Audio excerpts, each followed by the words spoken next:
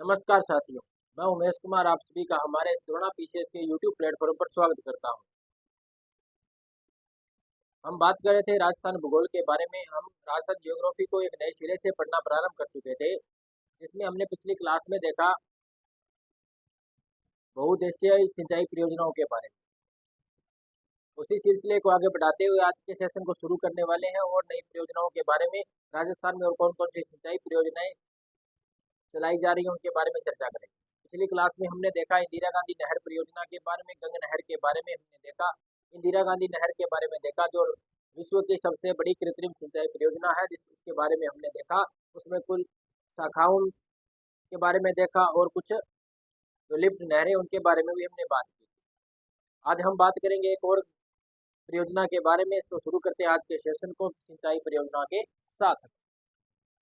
तो राजस्थान भूगोल चल रहा था हमारा, राजस्थान भूगोल, और राजस्थान भूगोल में हम देख रहे थे सिंचाई परियोजनाओं, सिंचाई परियोजनाएं। हम सिंचाई परियोजनाएं राजस्थान भूगोल में देख रहे थे, जिसमें हमने पिछली क्लास में बात की थी इंदिरा गांधी नहर परियोजना और गंगा नहर के बारे में। आज हम एक और नहर परियोजना के बारे में बात करेंगे, जिसका नाम है नर्मदा घाटी परियोजना।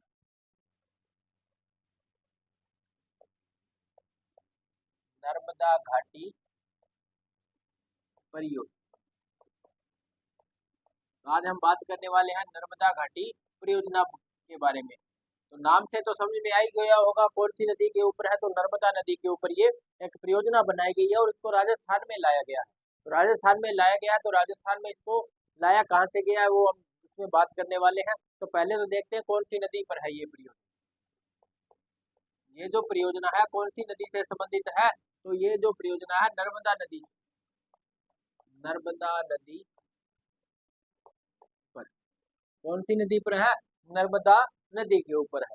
अब बात आती है कि नर्मदा नदी से लेकर के, देखो राजस्थान में तो नर्मदा नदी बहती नहीं है, इसलिए राजस्थान में इस नदी के जल को लाया गया। तो नर्मदा नदी पर नहर का निर्माण करके, नर्मदा नदी पर नहर बनाकर एक परियोजना चालू की गई, जिसका नाम रखा गया नर्मदा घाटी परियोजना। और इस नहर का, ये जो नर्मदा नदी पर जो नहर बनी है, इस नहर का राजस्थान में प्रवेश कहाँ से होता है तो वो भी देखते हैं। तो इसका जो राजस्थान में प्रवेश, राजस्थान के अंदर यह जालोर से प्रवेश करती है। कहाँ से? तो राजस्थान में जालोर में एक गांव है सिल्लू गांव। कौन सा गांव? सिल्लू गांव। जिला कौन सा है जी? जालोर। यदि वर्तमान का जिला देखेंगे, जिलों के पुनर्गठन के पश्चात यदि जिला देखेंगे तो नवीनतम जिला कौन सा हो जाएगा? नवीनतम या नवीन जिला या वर्तमान का जिला देखेंगे तो कौन हो जाएगा जी? सांचौर हो जाएगा। कौन सा जिला हो जाएगा? सांचौर। अपडेटेड जिलों के हिसाब से देखेंगे तो सांचौर जिला। ये जो सिल्लू गांव है कौन से जिले में है? तो वर्तमान में सांचौर जिले में है। पहले जालोर जिले में हुआ करता था, अब सांचौर जिले में है। तो ये भी बात आपको ध्यान में रखनी है।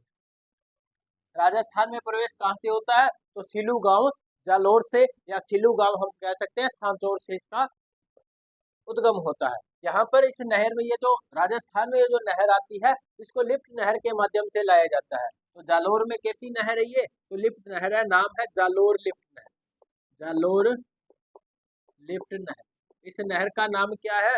जालोर लिफ्ट नहर। जालोर में आती है, किस नाम से आती है? तो जालोर लिफ्ट नहर के नाम से आती है। नर्मदा घाटी परियोजना, नर्मदा नदी पर एक नहर, नर्मदा नदी से नहर निकाली गई है और इस नहर को राजस्थान में लाया गया है। नहर का नाम क्या है? तो जालोर लिफ्ट नहर। राजस्थान के अंदर प्रवेश होता है सिल्लू गांव। सिल्लू गांव कहाँ पे है जी? जालोर में। पहले जिला कौन सा था? जालोर था।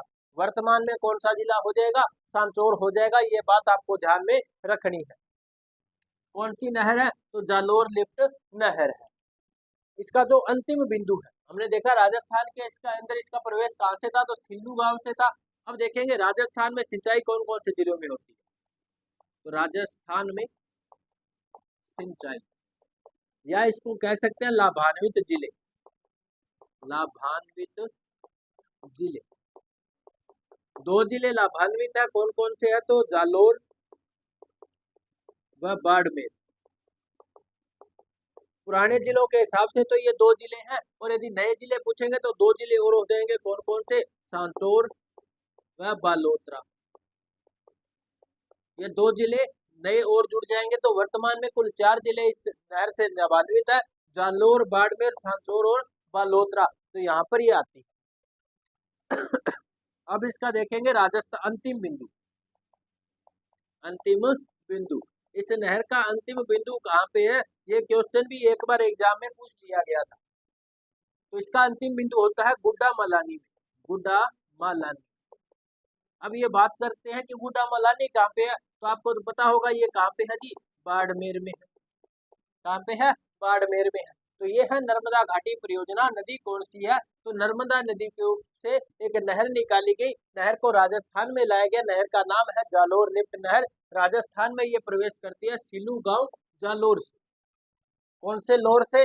जालोर से। वर्तमान में कौन सा चोर है ये? सांचौर है जी, चोर नहीं है, सांचौर है। वर्तमान में जिला कौन सा है? सांचौर है। फिर बात करते हैं राजस्थान में ये सिंचाई कहाँ कहाँ होती है, या इसके लाभान्वित जिले कौन कौन से राजस्थान के? तो जालोर व बाड़मेर। कितने जिले? 2 जिले, जालोर व बाड़मेर 2 जिले। नए जिले को बात करेंगे तो सांचौर और बालोतरा को भी इसमें शामिल कर लिया जाएगा। अब बात करते हैं जी अंतिम बिंदु। इस नहर का राजस्थान में अंतिम बिंदु आता है गुड्डा मलानी में, और गुड्डा मलानी कहाँ पे जी? बाड़मेर में। तो इसका अंतिम बिंदु कहाँ पे हो जाएगा? गुड्डा मलानी में। इस नहर से एक फैक्ट और है, ये जो नहर है इससे सिंचाई किस विधि से की जाती है?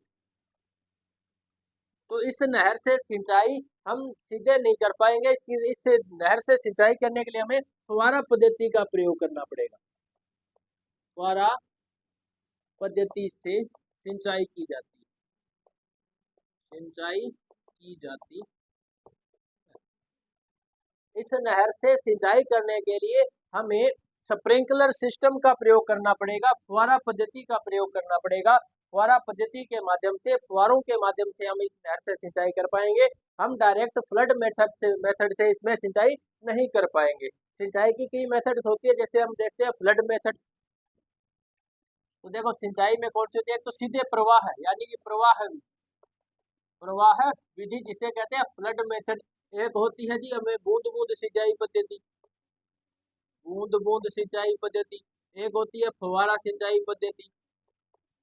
तो इस प्रकार से पद्धतियां होती है जिसमें प्रवाह विधि में तो सीधा क्यारियों में पानी छोड़ दिया जाता है। उसके बाद बूंद बूंद के अंदर हम देखते हैं ड्रिप सिस्टम लगाया जाता है। तो इरिगेशन की ये भी एक सिस्टम है।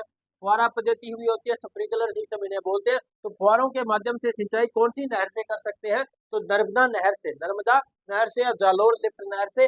नर्मदा नदी से जो नहर निकाली जाती है उससे सिंचाई कौन सी पद्धति से कर सकते हैं? तो फुहारा पद्धति से करनी पड़ती है। ये है जी नर्मदा घाटी परियोजना के बारे में। नर्मदा नदी पर से नहर निकाली गई है। कौन सी नहर है? जालोर लिफ्ट नहर। राजस्थान में प्रवेश कहाँ से होता है? तो सिलू गांव जालोर में है। वर्तमान में सांचौर के अंदर ये गांव आता है। राजस्थान के अंदर जो सिंचाई है या लाभान्वित जिले जालोर बाड़मेर है। 2 जिले और नए शामिल हो जाएंगे, सांचौर और बालोतरा। अंतिम बिंदु की बात करेंगे तो गुडा मालानी हो जाएगा। गुडा मालानी कौन से जिले में है? बाड़मेर के अंदर है। अभी भी बाड़मेर के अंदर ही।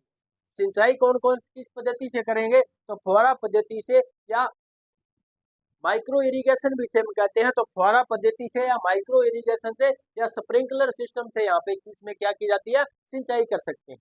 तो ये है नर्मदा घाटी परियोजना। इसके बारे में आपने लिख लिया होगा, यदि नहीं लिखा तो स्क्रीनशॉट ले लो। और बढ़ते हैं एक और नई सिंचाई परियोजना के बारे में देखते हैं। तो इसका स्क्रीनशॉट ले सकते हो और आप देखते हैं आगे।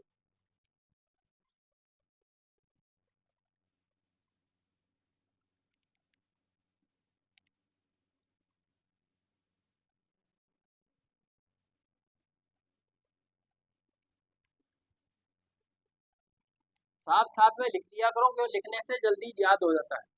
और अभी जल्द ही एग्जाम होने वाला है सीईटी का। लगभग 2300 को एग्जाम है सीईटी +2 लेवल का।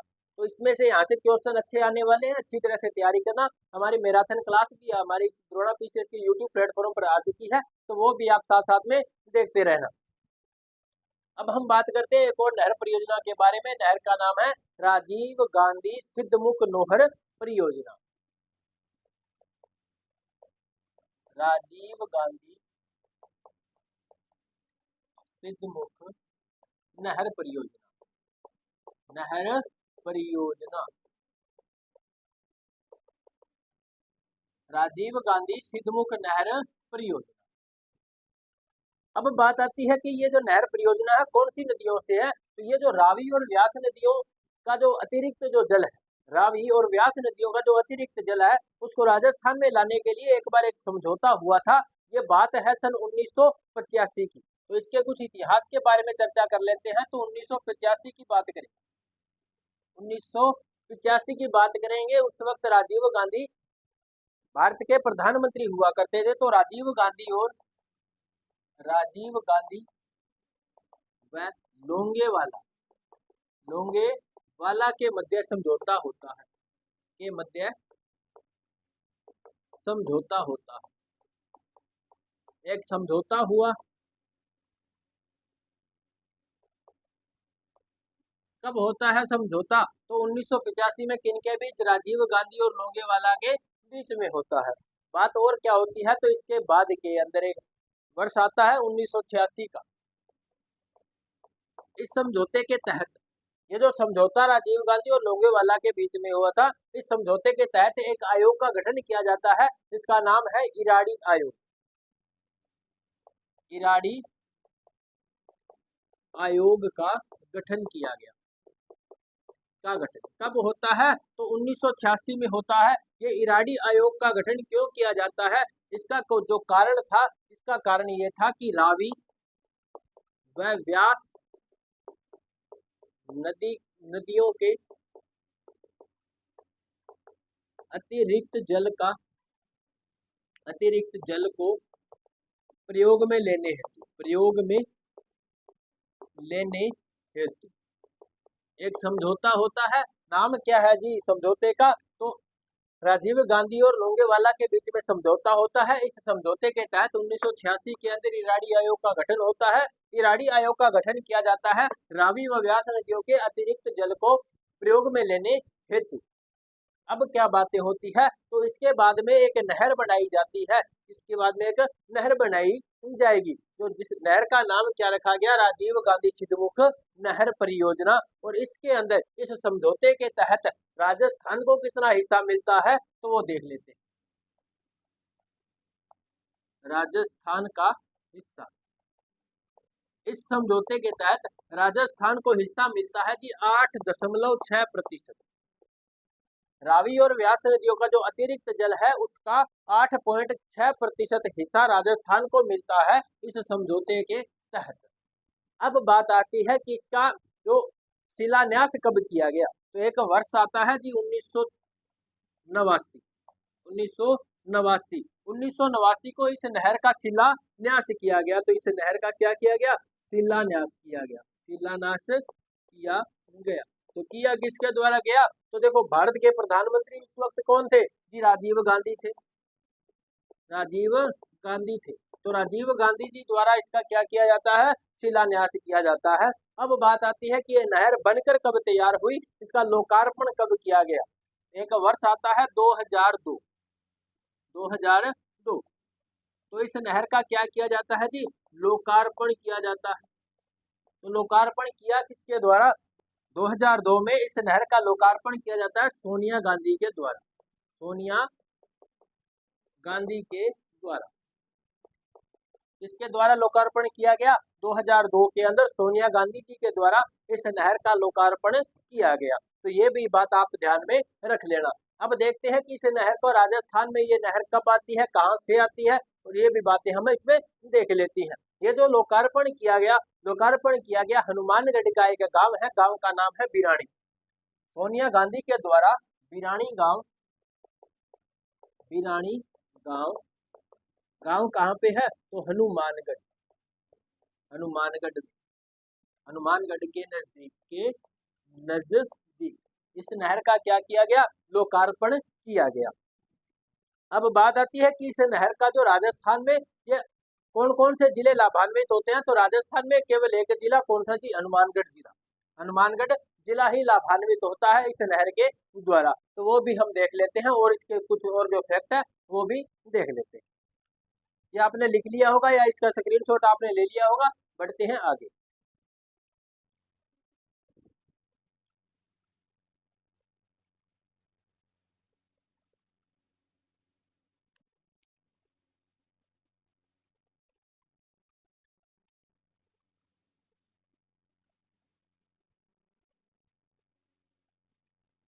अब देखो, ये जो नहर है इसका जो निर्माण करवाया गया, इसका निर्माण कार्य, इस नहर का निर्माण कार्य करवाया गया यूरोपियन आर्थिक समूह के द्वारा। यूरोपियन आर्थिक समूह के सहयोग से। इस नहर का निर्माण किसके द्वारा करवाया गया? तो यूरोपियन आर्थिक समूह के सहयोग से इस नहर का निर्माण करवाया गया। अब जो वर्तमान में इसकी देखरेख जो करता है, वर्तमान में देखरेख, इस नहर की वर्तमान में देखरेख या इसका वित्त पोषण कौन करता है? यदि वर्तमान में इसके निर्माण से संबंधित या इसके पुनर्निर्माण के संबंधित कोई भी समस्याएं होती है, उसके बारे में इसका जो वित्त पोषण है वो कौन करता है? तो नाबार्ड करता है। कौन करता है? नाबार्ड। नाबार्ड के बारे में तो जानते ही होंगे, national banks for rural development, राष्ट्रीय ग्रामीण विकास बैंक, राष्ट्रीय ग्रामीण विकास बैंक के बारे में आप जानते होंगे। यही वो नाबार्ड है जिसके द्वारा वर्तमान में इस राजीव गांधी सिद्धमुख नहर परियोजना का वित्त पोषण किया जाता है। अब बात करते हैं राजस्थान में सिंचाई। राजस्थान में सिंचाई, इस नहर के द्वारा राजस्थान में हनुमानगढ़ में सिंचाई की जाती है। हनुमानगढ़ में सिंचाई की जाती है। लाभान्वित जिला कौन है जी? हनुमानगढ़ जिला इस नहर से लाभान्वित है। ये भी बात आप ध्यान में रख लेना। इस प्रकार से हमने देखा राजीव गांधी सिद्धमुख नहर परियोजना के बारे में। तो एक और नहर परियोजना हमारी यहाँ पे पूरी होती है। अब देखते हैं अगली नहर परियोजना के बारे में। तो ये आपने लिख लिया होगा, स्क्रीनशॉट इसका ले लिया होगा। बढ़ते हैं आगे और देखते हैं एक और नहर परियोजना को।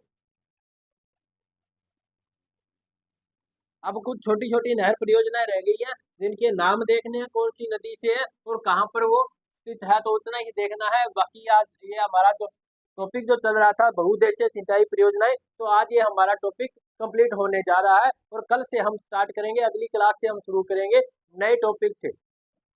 तो अब एक और जो नहर परियोजना हम देखने वाले हैं जिसका नाम है बिसलपुर परियोजना। कौन सी सिंचाई परियोजना है?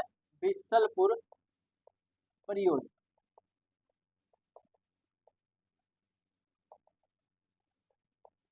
अब इनके जिले देखने हैं, कौन सी नदी पर है वो देखना है, बस इतना ही देखना है। तो देखो ये जो है कौन सी नदी पर है? तो बनास नदी पर। कौन सी नदी पर बनाई गई है?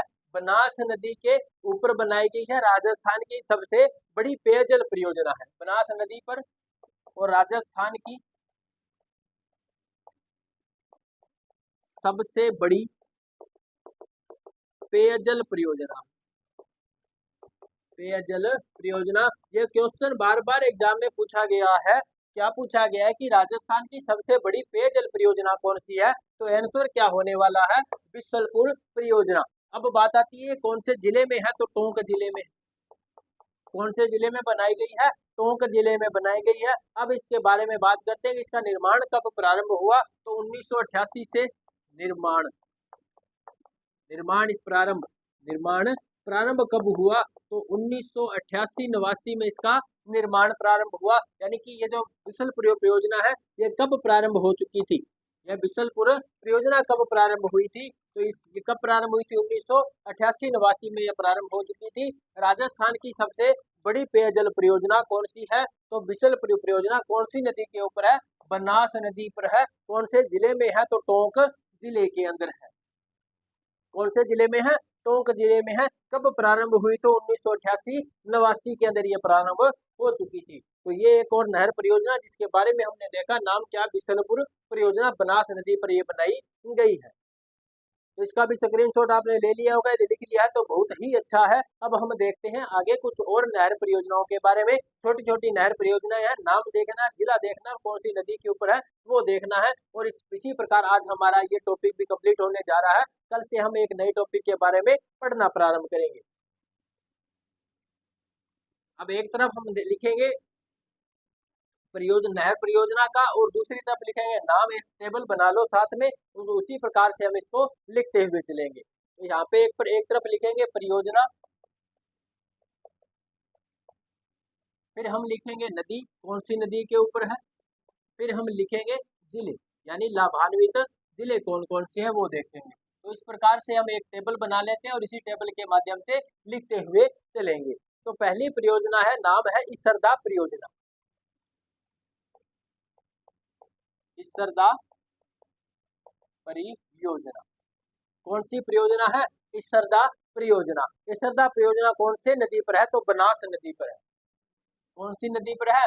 बनास नदी पर है। जिला पूछेंगे तो कौन सा हो जाएगा जी? सवाई माधोपुर।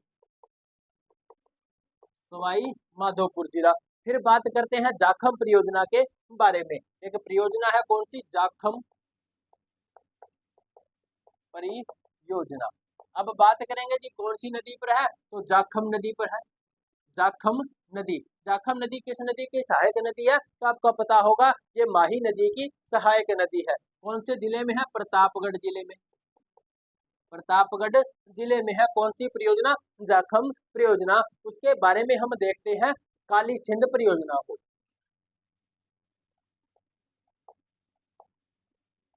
काली सिंध परियोजना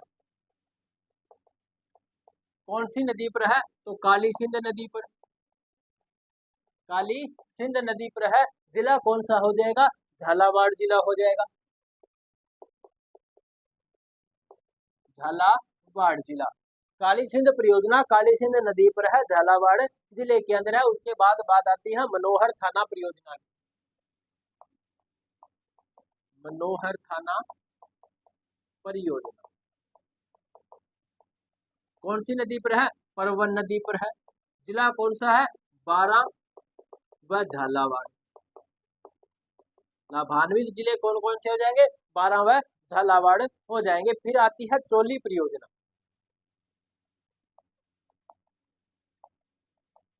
कौन सी परियोजना है? चोली परियोजना। ये जो चोली परियोजना है कौन सी नदी पर है? चोली नदी के ऊपर है। झालावाड़ जिले इसका लाभान्वित जिला है, चोली नदी।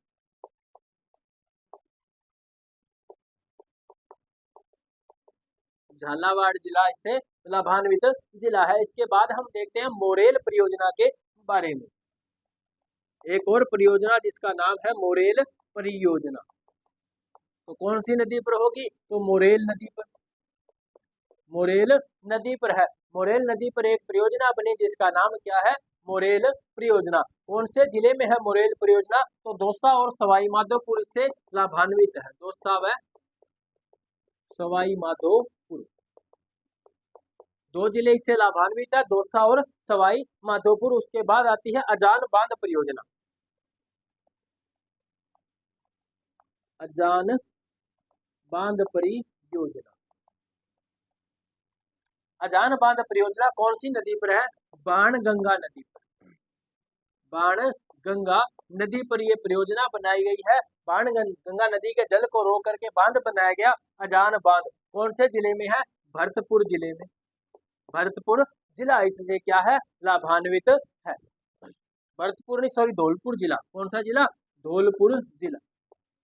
धौलपुर जिला इसके क्या है? लाभान्वित है। अजान बांध परियोजना बाणगंगा नदी पर धौलपुर जिले में स्थित है। उसके बाद आती है नारायण सागर बांध परियोजना।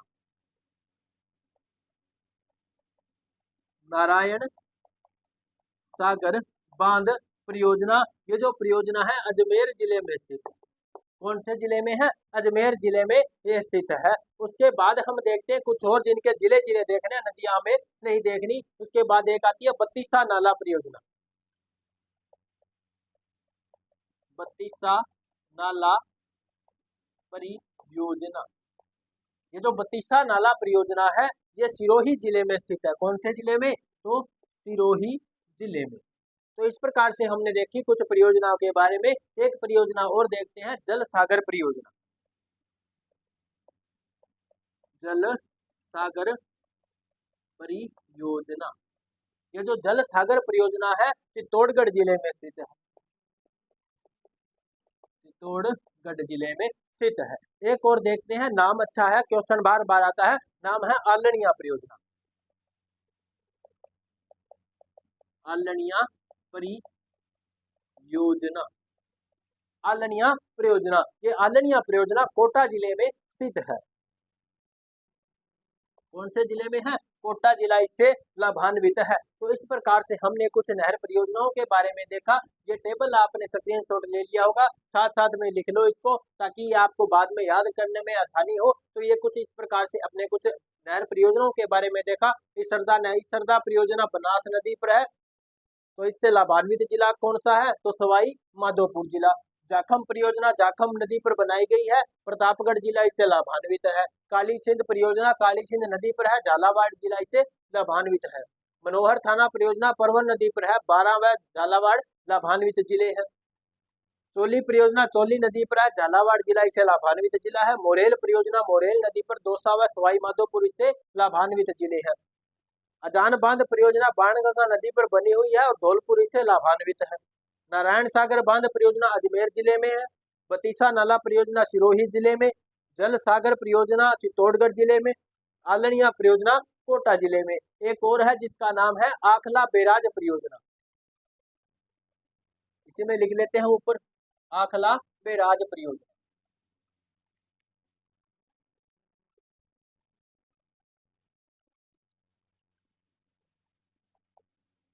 आखला बैराज परियोजना, ये जो आखला बैराज परियोजना है ये भरतपुर जिले में स्थित है।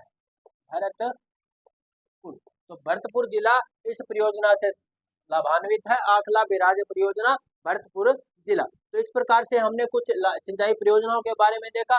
वृहद सिंचाई परियोजना में हमने देखा, बहुउद्देशीय परियोजना भी हमने देख ली और कुछ अन्य सिंचाई परियोजना भी हमने देख ली। तो इसी के साथ हमारा ये सिंचाई वाला जो टॉपिक है वो कंप्लीट होता है। अगली क्लास में हम मिलेंगे अगले नए टॉपिक के साथ में। तो आशा करता हूँ आपको ये क्लास अच्छी लगी होगी। अगर अच्छी लगी है तो लाइक कर देना, अपने साथियों को ये कंटेंट शेयर कर देना, ताकि वो भी हमारे साथ जुड़ पाए और हमारा मोटिवेशन भी बढ़ता रहे। तो मिलते हैं अगली क्लास में एक नए टॉपिक के साथ में, तब तक के लिए धन्यवाद।